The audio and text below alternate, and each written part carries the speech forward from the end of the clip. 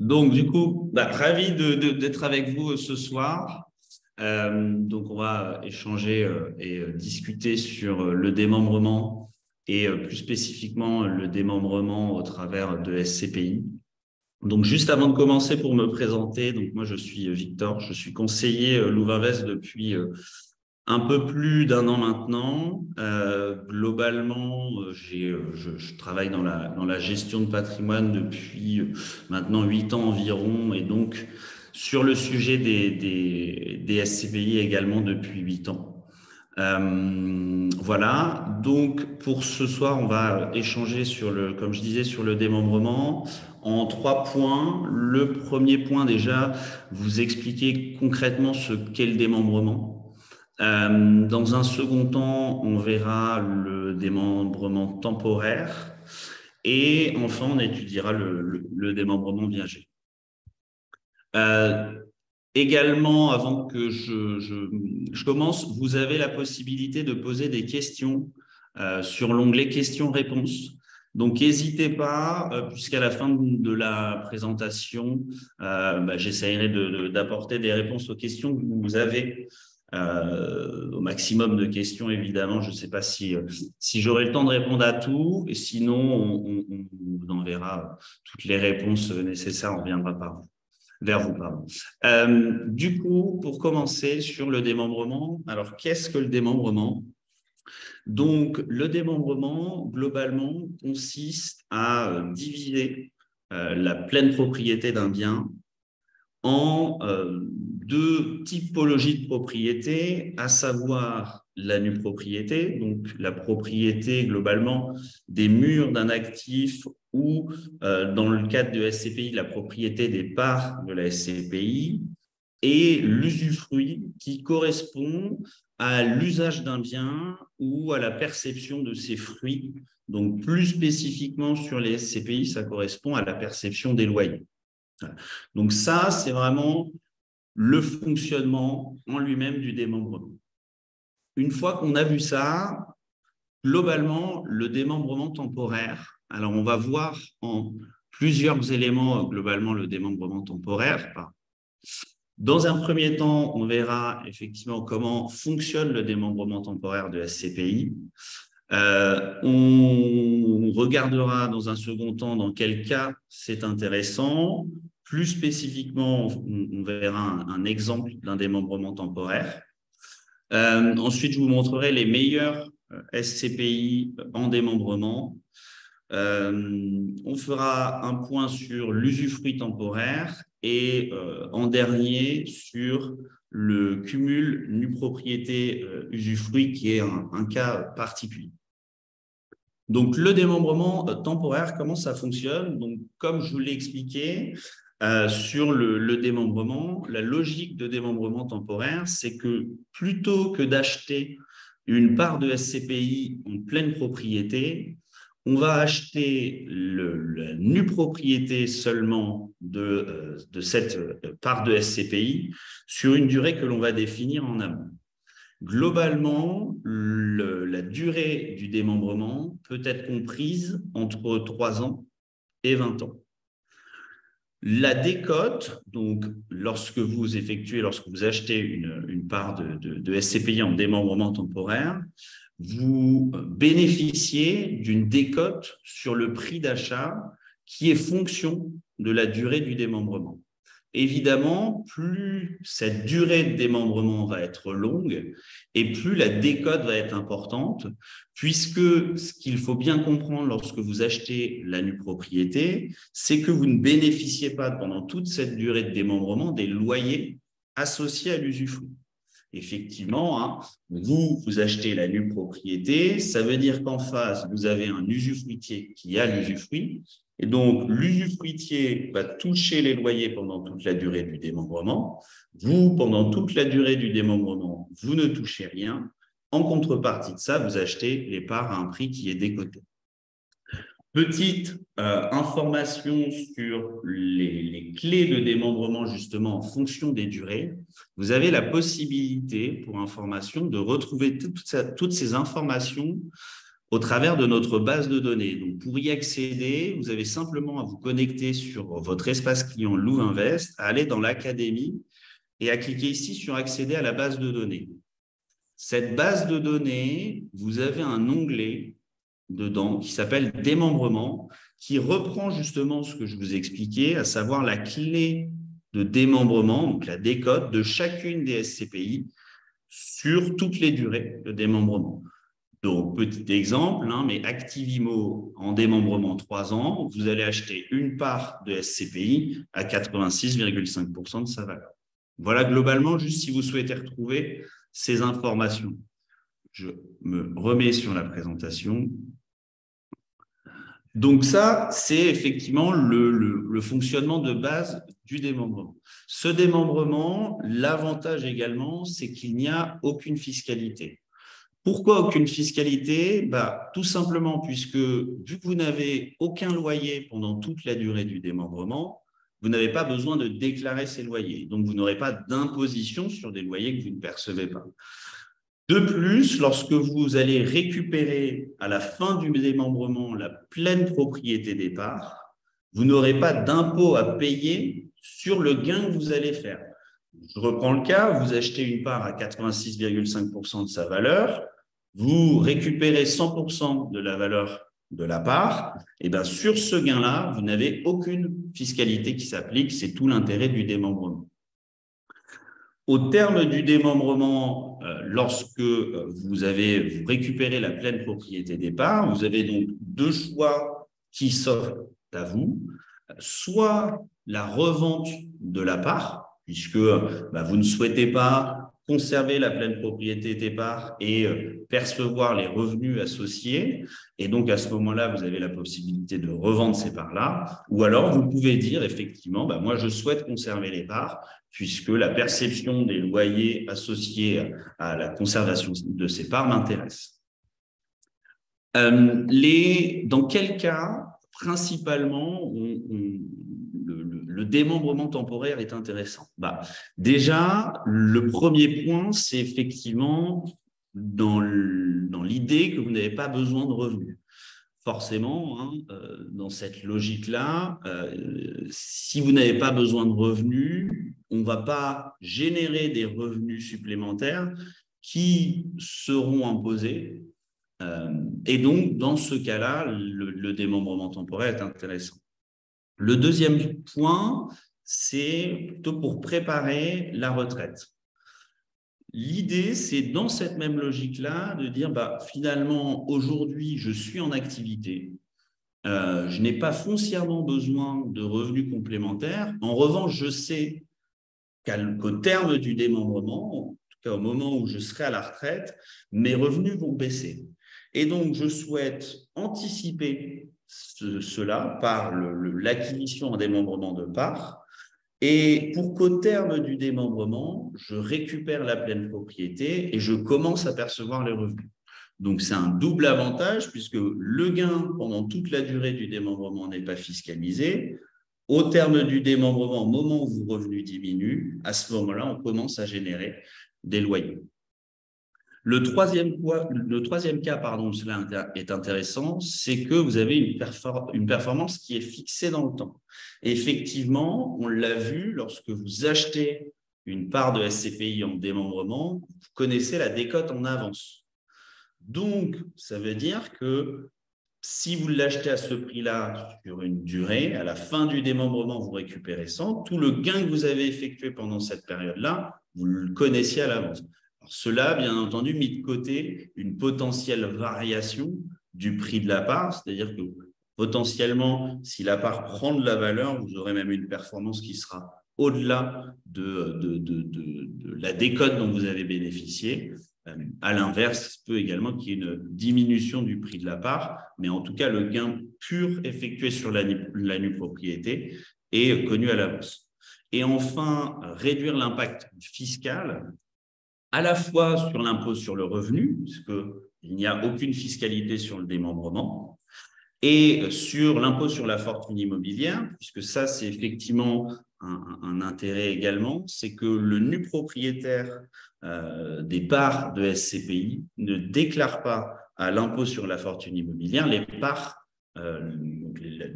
qu'il détient, tout simplement. C'est l'usufruitier qui se doit de déclarer. Voilà globalement dans quel cas c'est avantageux. Si on regarde un exemple concret d'un démembrement, donc là, en l'occurrence, je suis parti sur un démembrement sur la SCPI Activimo, sur un montant de 10 000 € et pour une durée de démembrement de 7 ans. Alors, petite information, même avant de regarder cet exemple, en fait, vous avez accès à un simulateur au travers de la même manière de l'académie sur votre espace client Louvre. Donc, lorsque vous êtes connecté à votre espace client, vous avez un onglet Académie, vous cliquez sur Accéder aux simulations. Et ici, vous avez un simulateur de nue propriété, donc que vous pouvez utiliser sur toutes les SCPI pour regarder voilà, quel est le gain que vous allez réaliser, la décote en fonction du montant, etc. Donc, revenons à l'exemple. Donc, la SCPI Activimo, pour un montant d'investissement de 10 000 € en durée de démembrement 7 ans, la clé de démembrement qui s'applique sur cette SCPI pour un démembrement 7 ans est de 72%. Sachant que la part d'Activimo est à 610 €, ça veut dire qu'au lieu d'acheter la part à 610 €, vous l'achèterez à 72% de sa valeur, à savoir 439,20 €. Pendant les 7 années du démembrement, pour vous, il ne va rien se passer, aucune déclaration, aucune perte de temps administrative, pas de fiscalité. Voilà, vous n'avez rien à faire. À la fin du démembrement, c'est à ce moment-là que vous récupérez donc la pleine propriété des parts.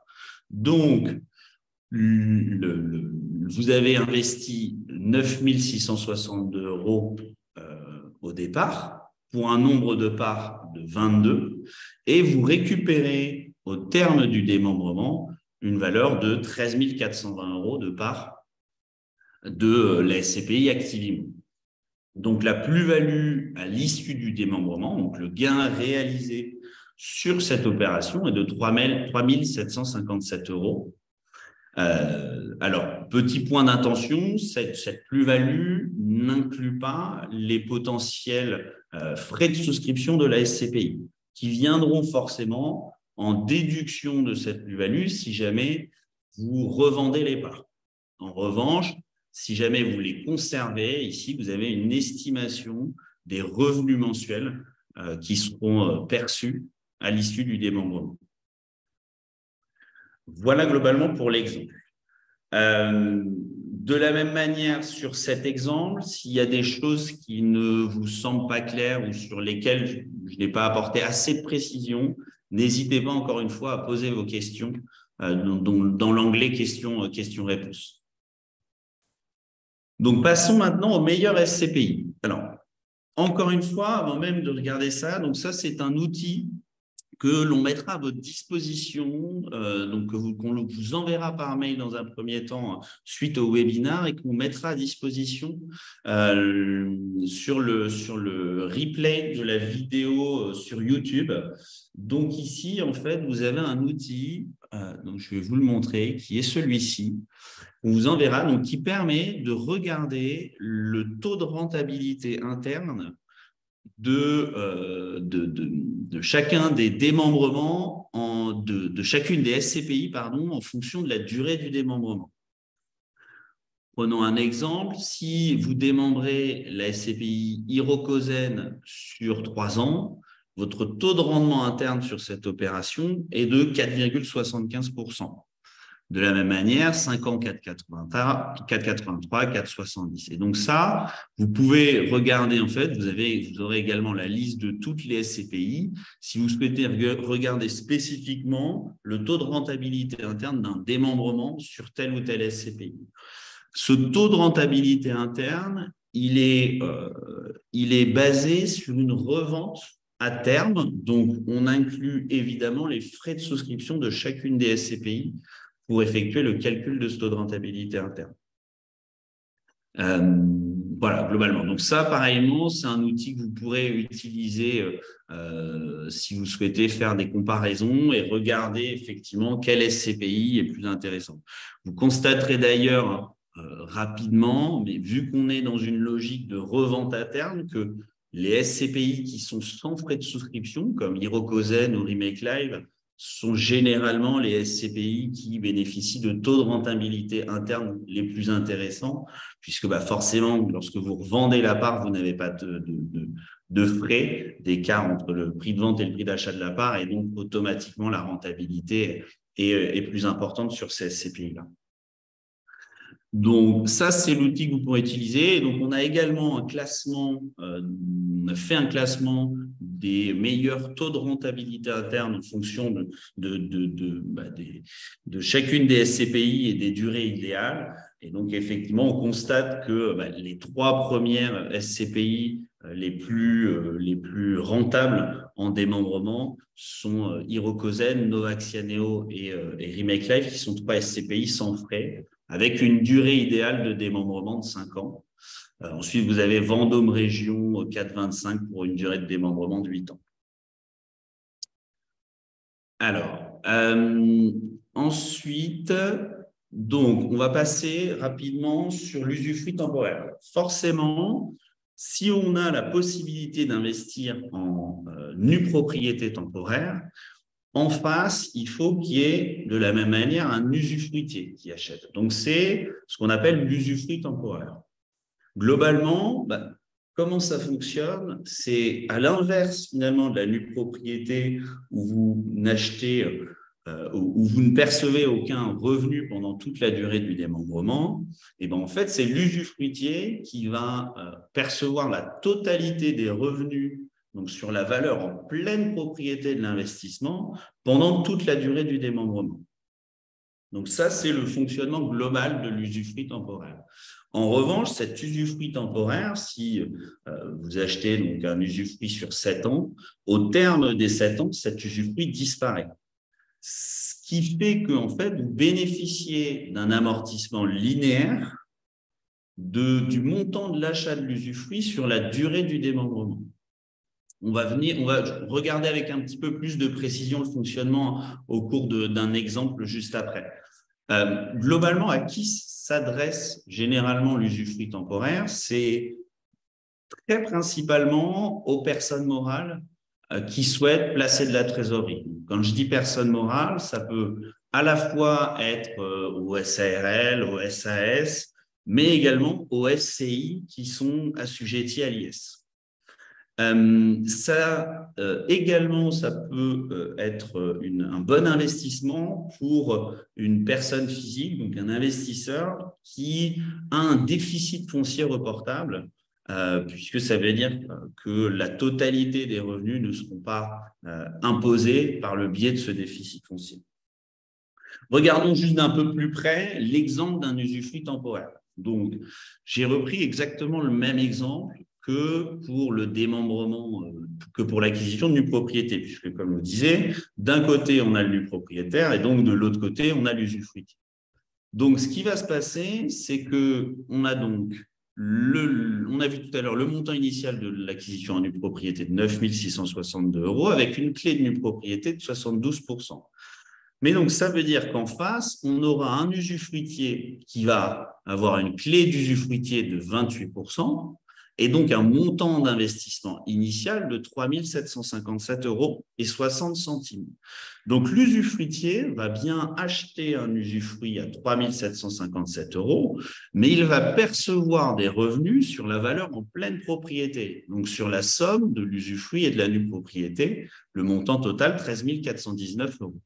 Ça veut dire quoi? Ça veut dire donc que pendant toutes les années du démembrement, il va toucher le montant des loyers. Donc là, ça a été calculé en se basant sur le taux de distribution de la SCPI Activimo, donc 6,01% l'année dernière. Et donc, l'usufruitier va toucher 807,86 € de loyer par an. Donc ça, c'est le cash flow brut de l'usufruitier. Il va il va enlever, donc ce cash flow, en fait, ces loyers qui sont normalement imposés, il va les diminuer du montant de l'amortissement. L'amortissement correspond, en fait, comme je vous expliquais, à l'achat d'usufruit, donc aux 3 757,60 €, divisé par le nombre d'années de l'amortissement, donc divisé par 7. Et donc, il va percevoir 807. Donc, l'amortissement, c'est une charge fictive, en fait, hein, puisque l'usufruit disparaît. Il va payer un impôt sur les sociétés relatif à l'écart entre les 807 et les 536,80 €. Et donc, la différence avec tout ça nous donne le cash flow net de l'usufruitier. Et donc, lorsqu'on calcule le TRI, donc le taux de rendement interne, pour un usufruitier, pour une opération de ce type-là, pour cette opération en l'occurrence, on a un cash flow net, un TRI, pardon, de 8,74%. Donc, c'est une opération qui est très intéressante, effectivement, pour les personnes morales. Alors, nous, on a créé, donc Lou va créer une plateforme sur laquelle on propose tous les usufruits disponibles. Donc, n'hésitez pas à nous faire part de votre souhait d'être inscrit à cette plateforme pour que vous puissiez avoir accès à toutes les opportunités que l'on propose. Voilà. Là,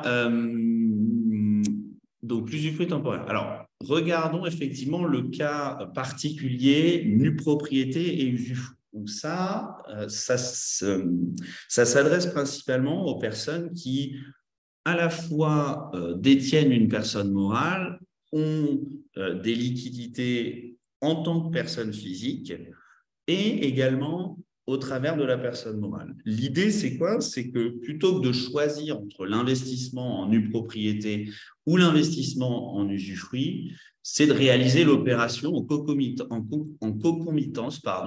et d'investir à la fois en nue propriété avec sa personne physique et investir en usufruit avec sa personne morale. Si je reprends l'exemple précédent, ça veut dire quoi? Ça veut dire que en personne physique, vous achetez pour 9 662 € de nue propriété Activimo et en personne morale, vous achetez pour 3 757,60 € d'usufruit. L'idée, c'est quoi? C'est que vous allez forcément vous allez avoir les avantages des deux, puisque à la fois d'un côté, vous aurez tous les bénéfices de l'investissement en nue propriété, on a vu précédemment, et de l'autre côté, sur la personne morale, vous aurez également tous les bénéfices de l'usufruit, de l'investissement de l'usufruit au travers de la personne morale. Ça revient également dans la logique, si on réfléchit, à sortir en quelque sorte du cash de la personne morale, sur lequel on ne va pas payer d'impôt pour le transférer sur sa personne physique, puisque finalement, le gain que vous faites sur la nue propriété correspond à ce que vous sortez de votre personne morale. Voilà, donc ça, c'est un cas particulier, mais qui, à mon sens, est très, très intéressant lorsqu'on est dans cette situation-là, compte tenu de tous les avantages que ça représente. Voilà pour le démembrement temporaire. La deuxième possibilité de démembrement, finalement, concerne le démembrement viager. Dans la même logique que le démembrement temporaire, hein, c'est la séparation de propriété entre la nue propriété et l'usufruit, sauf que au lieu d'être de manière purement temporaire, c'est jusqu'à la fin de la vie. Alors, comment ça fonctionne? Vous avez, dans ce cas-là, ce n'est plus appliqué à une décote, mais vous avez en fait la valeur de l'usufruit ou la valeur de l'usufruit de la nue propriété, va être fonction de l'âge de l'usufruitier. Si, par exemple, vous souhaitez investir, vous souhaitez donner la nue propriété des parts de SCPI que vous détenez et que vous avez plus de 61%, la nue propriété représentera donc 50% de la valeur de la pleine propriété et l'usufruit, pareillement, représentera 50%. Généralement, le démembrement viager est très utilisé dans une logique de transmission de patrimoine. L'idée, c'est de dire, moi, je détiens des parts de SCPI, je souhaite conserver les revenus associés à ces parts de SCPI, mais je souhaite aussi commencer à transmettre mon patrimoine et mes parts de SCPI à mes enfants, mais à moindre coût. Et donc, dans cette logique-là, on va effectuer un démembrement viager. Vous allez conserver l'usufruit des parts de SCPI et vous allez transmettre la nue propriété à vos enfants. Et donc, ce qui se passe, c'est que finalement, comme on l'a vu par rapport au tableau précédent, c'est que la valeur de ce que vous allez donner va être basée sur l'âge auquel vous le donnez. Donc, prenons un exemple. Si une personne ou un couple âgé de 65 ans souhaite donner 100 000 euros de part de SCPI en démembrement, eh ben, ce qu'il va donner, c'est la nue propriété et ça représentera 60% de la valeur en pleine propriété. Et donc, finalement, l'imposition ou les droits de donation ne seront pas calculés sur la valeur en pleine propriété, mais calculés sur la valeur exclusivement de ce qui est donné en nue propriété. Donc, ce ne sera pas calculé sur 100 000 euros, mais bien sur 60 000 euros. Et de la même manière, à la fin de ce démembrement, donc le démembrement se termine au décès de l'usufruitier et à la fin de ce démembrement, il n'y a rien à payer en supplément, c'est-à-dire que l'usufruit rejoint la nue propriété automatiquement et les enfants à ce moment-là deviennent plein propriétaires de fait des parts de la SCPI. Petite précision, donc vous bénéficiez effectivement d'un abattement jusqu'à 131 865 euros par parent, par enfant, tous les 15 ans que vous pouvez utiliser. D'accord ?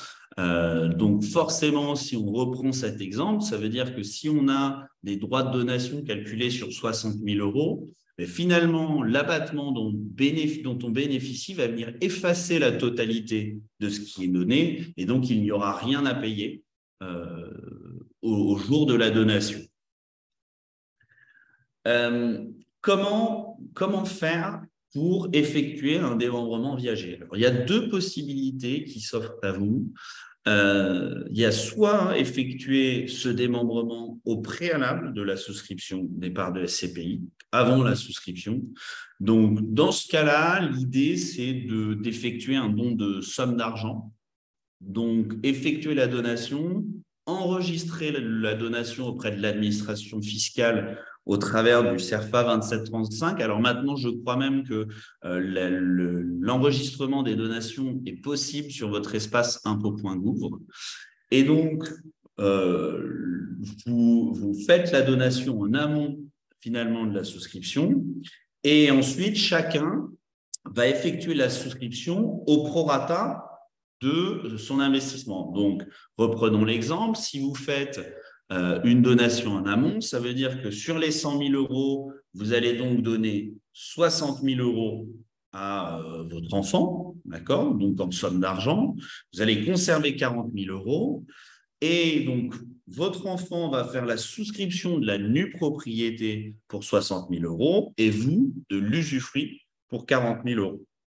Donc, ça, c'est la première possibilité. La deuxième possibilité, c'est finalement vous avez déjà souscrit à des parts de SCPI ou vous souhaitez le faire a posteriori. Dans ce cas-là, vous souscrivez, vous, des parts de SCPI en pleine propriété et vous effectuez le démembrement ensuite. Donc, de la même manière, il y a un enregistrement de la donation à effectuer auprès de l'administration fiscale. Ensuite, en revanche, vu que c'est vous qui détenez les parts en pleine propriété, il faut demander à chacune des sociétés de gestion d'effectuer le démembrement pour que vos enfants apparaissent bien sur la nue propriété des parts. Donc, globalement, c'est un tout petit peu plus compliqué. Il faut savoir que les sociétés de gestion, en moyenne, prennent des frais d'enregistrement entre 75 et 150 euros par SCPI. Ce n'est pas non plus énorme, mais voilà, il faut bien le prendre en considération. Petit point d'intention quand même lorsque vous effectuez des donations, et ça s'applique notamment si vous avez plusieurs enfants, je vous préconise d'effectuer ce qu'on appelle des donations partage. Alors, je ne vais pas rentrer dans le détail de l'explication de la donation-partage, mais pour avoir un équilibre au travers de vos enfants et ne pas avoir de problème par la suite, il est préférable quand même d'aller voir le notaire et d'effectuer une donation-partage auprès d'un notaire. De la même manière que lorsque je vous parle d'enregistrement de la donation auprès de l'administration fiscale, vous pouvez toujours vous faire accompagner par un notaire qui va établir une convention de démembrement. En termes de frais, généralement, alors ce sont des frais de réalisation d'actes que les notaires prennent, mais on va être sur entre 1500 et 2500 euros généralement. Voilà, ça va dépendre des notaires que vous allez voir. Voilà, globalement, je pense que j'ai fait le tour. Donc, je vais répondre aux éventuelles questions que vous pourriez avoir. Alors, quelle serait la fiscalité à ce jour en cas de plus-value sur la revalorisation des parts? Alors, donc, juste, il faudrait quelques précisions. Donc, sur la plus-value, ce qu'il faut savoir, c'est que, donc déjà, pour avoir une plus-value sur des parts de SCPI, dans la grande majorité des cas, les SCPI ont des frais de souscription. Donc, en fait, ces frais de souscription sont une moins-value initiale sur le calcul potentiel de la plus-value, si vous voulez. Donc, il est rare aujourd'hui d'avoir des plus-values sur une revalorisation de parts de SCPI. Si tant est qu'il y avait une plus-value, ce serait le régime des plus-values des particuliers qui s'appliquerait avec un abattement en fonction de la durée de détention. Donc, le taux d'imposition de la plus-value immobilière, c'est 19%, plus 17,2% de prélèvements sociaux, avec des abattements qui s'appliquent en fonction des durées de détention. Deuxième question, la plus-value n'est pas imposable, mais ne reste-t-il pas des prélèvements sociaux à payer dessus? Alors, donc, je vois que les questions portent beaucoup sur la plus-value. Donc, pour information, lorsque je parle de plus-value sur la nue propriété, c'est-à-dire, je reprends le cas où vous achetez une part de SCPI à 60 euros au lieu de 100, tout ce gain effectué sur le démembrement, et purement sur le démembrement, n'est en aucun cas imposable et ne constitue pas une plus-value. D'accord ? Donc, c'est-à-dire que si vous achetez en démembrement à 70% de sa valeur, que vous récupérez 100, les 30 que vous gagnez n'ont aucune imposition. D'accord ?